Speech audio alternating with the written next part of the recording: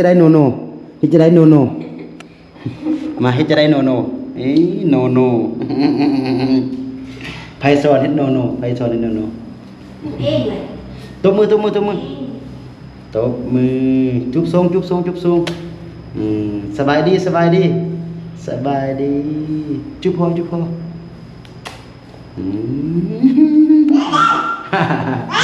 นี่คิดดีหน่อยนี่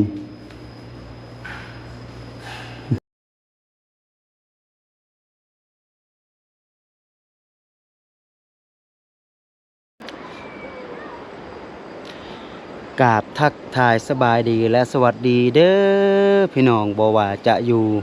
ในประเทศและต่างประเทศกะขอยินดีต้อนรับเข้าสู่ช่องคูดอยอีกคือเก่าคือเดิมกะเดี๋ยวนี้เนาะคูดอยอยู่นี่นะพี่น้องกะ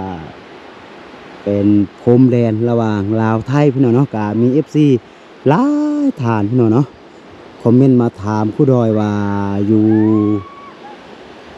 บ้านของครูดอยกงกันข้ามอยู่ทางฝากไทยเป็นอำเภอและก็จังหวัดเมียนย่างเนาะก็คือทางนี้พี่น้องเนาะทางบ้านครูดอยนี่ก็เป็นอยู่ที่เมืองห้วยทรายแขวงบัวแก้วพี่น้องเนาะออกจากเทศบาลเมืองไปประมาณ30กิโลพี่น้องออกจากหน้าด่านเนาะก็คือด่านสากลมิตรภาพลาวไทยเนาะมาอยู่ที่บ้านครูดอยนี่ก็ประมาณ30กิโลพี่น้องเนาะส่วนอยู่ทางฝากนั่นพี่น้องฝากกงกันข้ามเนาะก็คือฝากไทยเนาะก็คืออยู่นี่เป็นอำเภอเชียงคองแล้วก็จังหวัดเชียงรายเนาะพี่น้องนี่เดี๋ยวครูดอยจะพาพ่อแม่พี่น้องมาอัปเดตการสร้างบ้านของครูดอยเนาะพี่น้องว่ามันไปหอดขั้นได้แล้วเนาะนี่ตัวนี้คือเก่าพี่น้องตัวนี้จะเป็นเฮือนครัวแล้วก็ห้องน้ำทางนอกพี่น้องเนาะนี่เนาะตัวนี้เป็นห้องน้ำสำหรับแขกพี่น้องเนาะก็คือถ้ามีหมู่ครูมันยังมาย่ำแล้วก็จะได้ใส่ห้องน้ำตัวนี้พี่น้องเนาะเพราะว่าห้องน้ำอยู่ทางในเฮือนก็เป็นห้องน้ำใส่เฉพาะครอบครัวพี่น้องนี่ตัวนี้ก็เป็นเฮือนครัวเนาะเอาตะนางมาใส่แต่ว่าอย่างบนทึ่งเนาะประตูมันยังก็คือใส่ตัวนี้พี่น้องเนาะประตูเฮือนครัวนี่เพราะว่ามันบ่มีงบที่ว่าจะซื้อบ้านนะเนาะก็ใส่สังกะสีแผ่นเรียบนี่เป็นเฮือนครัวเพื่องป้าโทมายุมาเนี่ยพี่น้องเนาะนี่ก็คือปัจจุบันเฮือนของครูดอยนี่ก็สำเร็จไปแล้วประมาณ 85% พี่น้องเนาะนี่ก็คือชาบเนาะหรือว่าโบกทางไทยจะเอิ้นว่าชาบแต่ว่าทางลาวจะเอิ้นว่าโบกพี่น้องเนาะก็โบกเรียบร้อยทางคือในและกาทางนอกพี่น้องเนาะนี่โบกแล้วเทพื้นแล้วพี่น้อง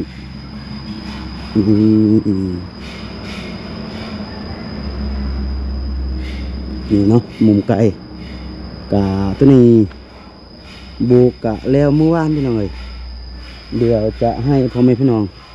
เบิ่งหลังคาเนาะพี่น้อง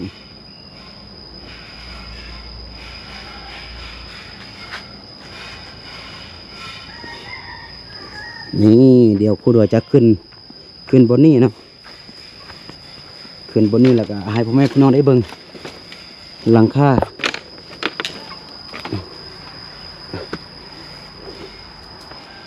นี่ตัวนี้ก็จะเป็นหลังคาพี่น้องเนาะก็จะประมาณนี้ถือว่าเรียบร้อยเนาะหลังคาเนี่ยคือแล้วเป็นที่เรียบร้อยเฉพาะหลังคาเนาะ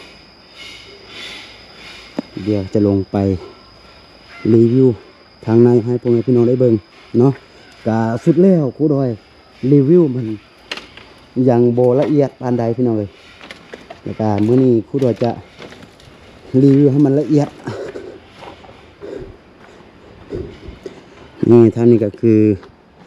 เทกันเปื้อนเป็นที่เรียบร้อยก็คือเมื่อวานพี่น้องเนาะมีคนมาช่วยครูดอยหลายเนาะก็คือเป็นไทยบ้านนี่แหละเดียวจะพาพ่อแม่พี่น้องเบิ่งทางในเนาะอันนี้ก็คือเป็นพี่ชายของครูดอยพี่น้องเนาะมา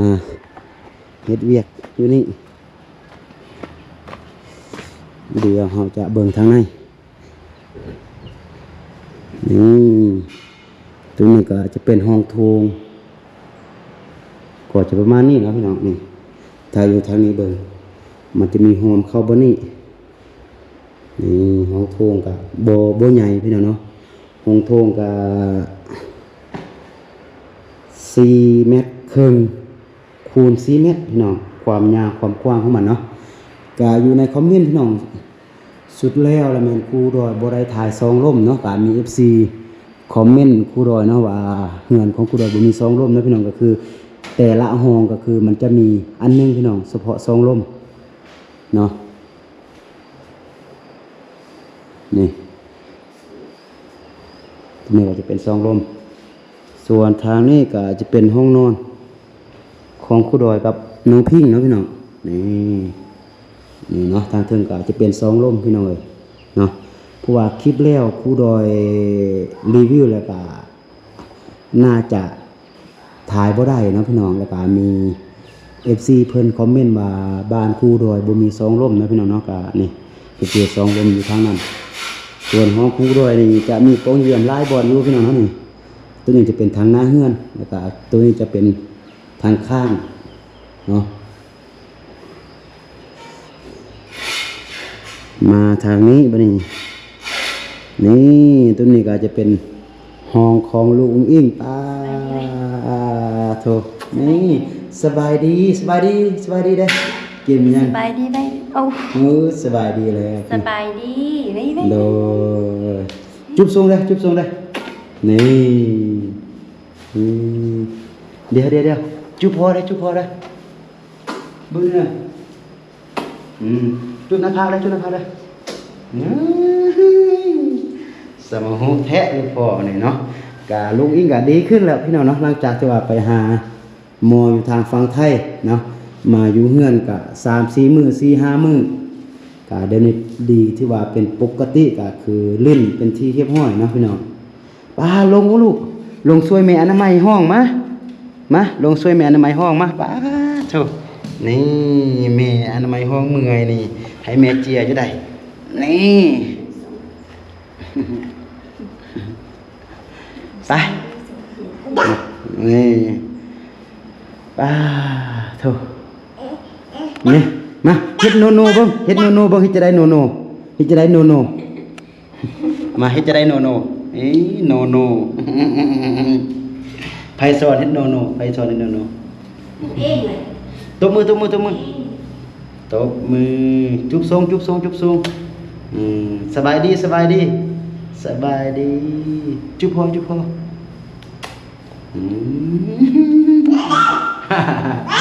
นี่กี่ดีหน่อยนี่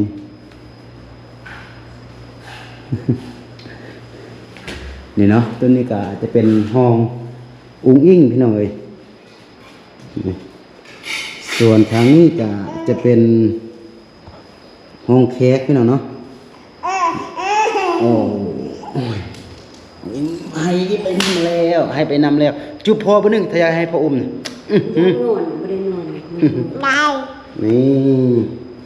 นี่เป็นห้องที่ว่า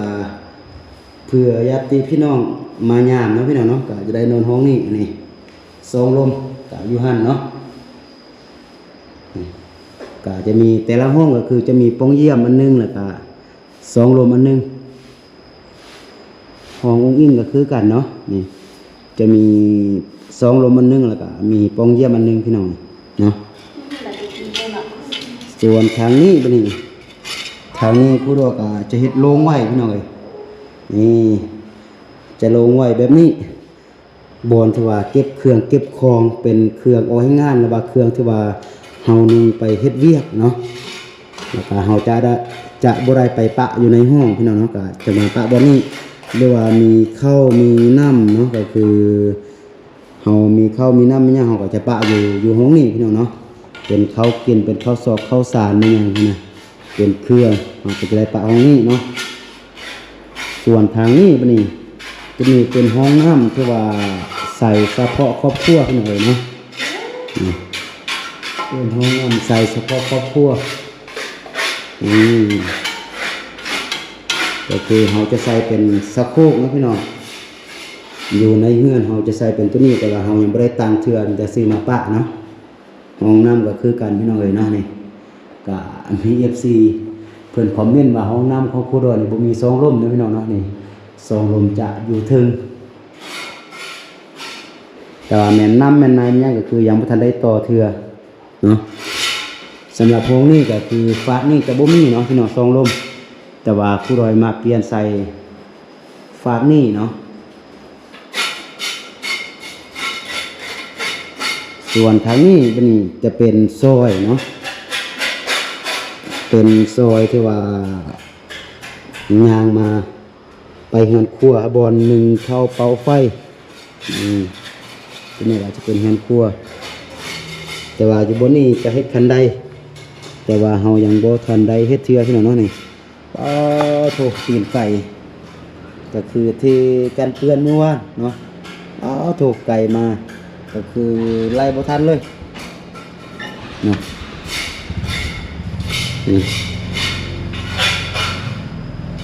เดี๋ยวจะพาพ่อแม่พี่น้องออกไปเดินทางนอกคืนเนาะก็คือมื้อนี้นะแม่นให้น้องพิงอนามัยผ้าพี่น้องเนาะ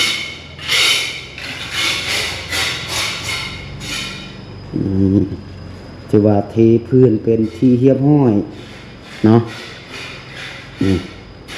เดือนนี้ยังแต่เพดานกับกระเบื้องพื้นเนาะพี่น้องแต่ว่ากระเบื้องพื้นนี่น่าจะบ่ได้ปูพี่น้องเลยเพราะว่าคือพ่อแม่พี่น้องได้ฮู้แหละก็คืองบเฮามันบ่มีเนาะขนาดก็คือตามนี้พี่น้องเนาะก็คือครูดอยยังติดหนี้ถ้าหากว่าทันใดหากติดตามครูดอยเนาะก็น่าจะฮู้เนาะก็คือคลิปก่อนๆที่ว่าครูดอยเอาบินมาให้พ่อแม่พี่น้องได้เบิ่งเนาะก็คือบินที่ว่าครูดอยไปสั่งเครื่องจากห้างขายวัสดุก่อสร้างเนาะแล้วก็ติดหนี้ก็คือทั้งหมดทั้งมวลตัวนี้ก็ครูดอยจ่ายสดครึ่งนึงพี่น้องเนาะแต่ว่าครึ่งนึงก็คือยังติดหนี้เพราะว่าครูดอยอยากเฮ็ดให้มันแล้วแล้วก็อยากปักหลักให้มันมีบอนที่ว่ามันแน่นอนเลยนะพี่น้องเนาะก็ตามความคิดของครูดอยเนาะคิดว่าน่าจะใส่เพดานก็คือห้องครูดอยกับน้องพิงเนี่ยเนาะถ้าหากว่าบ่ใส่กะยานตอนช่วงยามร้อนพี่น้องนะก็คือมันร้อนแล้วก็มันสินอนบ่ได้พี่น้องเอ้ยเนาะคิดว่าจะใส่แต่ห้องนี้เนาะเพราะว่าครูดอยติดหนี้มาลายสมควรแล้วพี่น้องเนาะยานจ่ายบ่ไหวแต่ว่าอยู่ทั้งลุ่มนี่แม่นก็เอาสาดมาปูเนาะเอาสาดมาปูเอาสาดที่ว่าเป็นสาดมืดๆน่ะเนาะเอามาปูแล้วก็อยู่ไปก่อนเพราะว่าตอนนี้ก็คือเฮายังบ่ทันมีที่ว่าจะเฮ็ดให้มันแล้วพี่น้องเอ้ยเนาะได้มาซ้ำนี้ก็คือโอ้โถเนาะ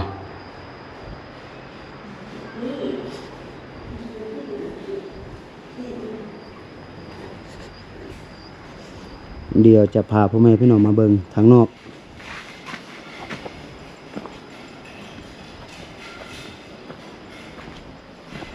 นี่ทางนอกก็จะประมาณนี้พี่น้องเอ้ยโถเดือดความร้อน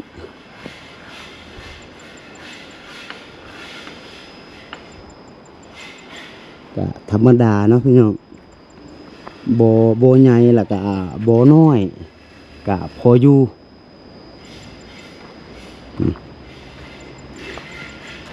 คือกันเปื้อนนี่มื้อวานพี่น้องเนาะมีสาวบ้านเพิ่นมาช่วยหลายพี่น้องเนาะเป็นครั้งประวัติศาสตร์เลยตั้งแต่ครูดอยเริ่มตั้งเสาเริ่มตั้งแต่เฮ็ดเฮือนน่ะเนาะแล้วก็มื้อวานแม่นครูดอยเทพื้นเฮือนแล้วก็มีสาวบ้านเพิ่นมาช่วยแล้วก็บัดนี้เฮาเทพื้นเฮือนมันแล้วแล้วก็มันยังเศร้าพี่น้องเพราะว่าเมื่อวานเฮาเทพื้นเฮือนนี่แล้วประมาณ 11-12 โมงแหละตอนเที่ยงแล้วบัดนี้มันบ่มีเวียกพี่น้องเนาะครูดอยก็เลยนำพาชาวบ้านเพิ่นเทกันเปื้อนออมเฮือนพี่น้อง เนาะเพราะว่าเพิ่นมาช่วยแล้วก็มาเฮ็ดแล้วก็มันบ่ฮอดมือนะครูดอยก็เลยพาชาวบ้านเพิ่นมาเทกันเปื้อนตัวนี้เนาะนี่ก็คือให้พ่อแม่พี่น้องได้เบิ่งถ้าหากว่าเฮาบ่เทกันเปื้อนเบิ่งแต่ฟ้าเฮือนเนาะตัวนี้ก็คือเฮาฉาบหรือว่าเฮาโบกแล้วอยู่แต่ 2-3 มื้อพี่น้องเนาะนี่ขนาดอยู่แต่ 2-3 มื้อก็คือฝนตกยามใดขี้ดินมันน่ะเต็มฟ้านี่ถ้าหากว่าเฮาบ่เทกันเปื้อนเนาะก็เลยจำเป็นพาชาวบ้านเนาะก็คือไทบ้านเพิ่นมาช่วยเมื่อวานแล้วก็พาเพิ่นเทตามนี้จนว่าแล้วเนาะก็จะประมาณนี้เนาะพี่น้องสำหรับบ้านของครูดอยก็ถือว่าเดี๋ยวนี้สำเร็จไปแล้วประมาณ 85% เนาะแต่ว่าเวียกก็ยังมีหลายอยู่ที่ว่ามันยังบ่ทันแล้วพี่น้องเอ้ยเนาะก็คือไฟฟ้าเดี๋ยวนี้ต่อมาเป็นที่เรียบร้อยเนาะอย่างแต่น้ำพี่น้องเนาะก็คือตอนน้ำนี่มันแพงพี่น้องเนาะบ่ฮู้ว่าเช็ดแนวใดครูดอยซื้อท่อเนาะพี่น้องครูดอยซื้อท่อแล้วก็ดูดแม่น้ำคลองตัวนี้ขึ้นมาแต่มันบ่ขึ้นพี่น้องบ่ฮู้ว่าเป็นน้ำใดหรือว่าปั๊มน้ำของเฮามันน้อยหรือบ่นะมันจึงบ่ขึ้นมาแต่ว่าถ้าเฮาปั๊มน้ำคลองตัวนี้ขึ้นมาก็ใส่เฉพาะแต่ช่วงยามแล้งเวลาที่ว่ามีฝนตกพี่น้องคือน้ำคลองมันขุ่นแบบนี้พี่น้องเนาะนี่มันจะใส่บ่ได้ก็น้ำก็ยังเป็นอีกเรื่องนึงที่ว่าครูดอยยังค้นคว้าแต่ว่าไฟนี่คือต่อมาเป็นที่เรียบร้อยเนาะก็คือครูดอยได้ว่าพี่น้องเอ้ยเดี๋ยวนี้ก็คือสำเร็จไปแล้ว 85% เดี๋ยวนี้ยังแต่จะทาสีเนาะแล้วก็ส่วนว่ากระเบื้องพื้นกับเพดานก็น่าจะบ่เกิดเนาะตามที่ว่าครูดอยคิดก็ว่าจะปูเพดานแต่ห้องของครูดอยกับน้องพิงเพราะว่ามันร้อนพี่น้องช่วงที่ว่ายามร้อนช่วงที่ว่ายามแล้งถ้าหากว่าเฮาบ่ปูเพดานก็คือมันจะนอนบ่ได้มันร้อนเนาะก็น่าจะประมาณนี้พี่น้องเพราะว่าครูดอยเฮ็ดไปหลายกว่านี้ก็คือมันบ่ได้แล้วเพราะว่าครูดอยยังติดหนี้เพิ่นหั่นน่ะเนาะก็คือครูดอยได้สรุปอยู่เบื้องต้นนั่นแหละอยู่คลิปที่ว่าครูดอยลงคลิปที่แล้วพี่น้อยเนาะเพราะว่าครูดอยยังติดหนี้เพิ่นนี่ประมาณ 7-8 หมื่นประมาณ 80,000 พี่น้องสุดแล้วที่ว่าคลิปก่อนๆที่ว่าครูดอยสรุปอยู่ในคลิปเพราะว่าเฮ็ดเงินหลังนี้ก็คือโอ้โธหมดเงินมหาศาลพี่น้องเนาะก็ในนั้นก็เป็นเงินเก็บของครูดอยแดจำนวนหนึงแล้วก็เป็นเงินของผู้ใหญ่ใจบุญเพิ่นแดช่วยครูดอยจำนวนหนึงเนาะแล้วก็ครูดอยก็ไปติดหนี้อยู่หาเพิ่นแดจำนวนหนึงเนาะเป็นครึ่งพุ่นแหละเนาะก็ถือว่าเดี๋ยวนี้สำเร็จไปแล้ว 85% ยังแต่ว่าประตูหน้าต่างพี่น้องเนาะประตูหน้าต่างนี่ครูดอยก็จะใส่แต่อมเฮือนเนาะส่วนอยู่ในห้องอยู่ทางในนี่คือน่าจะยังบ่ใส่เทื่อเนาะเพราะว่ามันบ่มีงบที่ว่าเราจะใส่มันแล้วก็โอเคจะประมาณนี้พี่น้องสำหรับคลิปนี้ก็บ่มีหยังหลายมีแต่พาพ่อแม่พี่น้องมาเบิ่งอัปเดตการสร้างบ้านของครูดอยว่ามันไปฮอดคันใดแล้วเนาะก็คือครูดอยได้ว่ามันสำเร็จไปแล้วประมาณ 85% เนาะแต่ว่าเฮาก็จะน่าจะพอสำนี้ก่อนนะเพราะว่าเฮาเฮ็ดไปต่อก็คือมันจะต้องใช้งบตืมหั่นน่ะแต่ว่างบเฮามาฮอดสำนี้ก็คือโอ้โธถือว่าบ่สร้างจะว่าเลยพี่น้องมาฮอดคันนี้ก็คือสุดเลยความที่ว่าดีใจนะเนาะบ่คิดว่าตัวเองจะมีฮอดสำนี้นะพี่น้องเนาะถ้าหากว่าครูดอยบ่ออกจากจุดนั้นเนาะคือพ่อแม่พี่น้องได้ฮู้แหละเมื่อก่อนครูดอยเป็นครูอาสามาได้ 8-9 ปีพี่น้องเอ้ยเนาะแต่ว่าหลังจากนั้นครูดอยออกจากการเป็นครูอาสาก็มาสร้างเนื้อสร้างตัวเนาะก็มีสำนี้ก็ถือว่าโอเคพี่น้องเอ้ยเนาะก็สุดท้ายนี่ก็บ่มีหยังหลายมีแต่คำอวยไสพรเนาะให้หมดทุกคนที่ว่าเข้ามาเบิ่งคลิปนี้เนาะจงอยู่ดีมีแฮงอยู่ดีมีสุขร่ำรวยทางสุขภาพแล้วก็ร่ำรวยทางเงินคำนอนหลับก็ขอได้เงินหมื่นนอนตื่นก็ขอได้เงินแสนแบดมือก็ขอได้เงินล้านเนาะสาธุพี่น้องเอ้ยเนาะ แล้วก็สำหรับคลิปนี้ครูดอยต้องขอตัวลาไปก่อนเนาะแล้วก็ค่อยพบกันในคลิปต่อไปส่วนว่าจะเป็นคลิปใดก็อย่าลืมเข้ามาให้กำลังใจกันคือเก่าคือเดิมเนาะสิ่งที่ว่าสำคัญถ้าหากว่าท่านใดอยากให้ครูดอยพ้นหนี้ในการสร้างบ้านของครูดอยตัวนี้หมดไวๆก็อย่าลืมซัพพอร์ตครูดอยก็คือเบิ่งโฆษณาเนาะก็คือบ่ข้ามโฆษณาเบิ่งโฆษณาให้มันจบเพื่อที่ว่าจะเป็นกำลังใจให้ครูดอยผ่อนหนี้สร้างบ้านแล้วก็เป็นกำลังใจให้ครูดอยในการไปช่วยเหลือสังคมต่อๆไปเนาะสำหรับคลิปนี้ครูดอยต้องกล่าวคำว่าสบายดี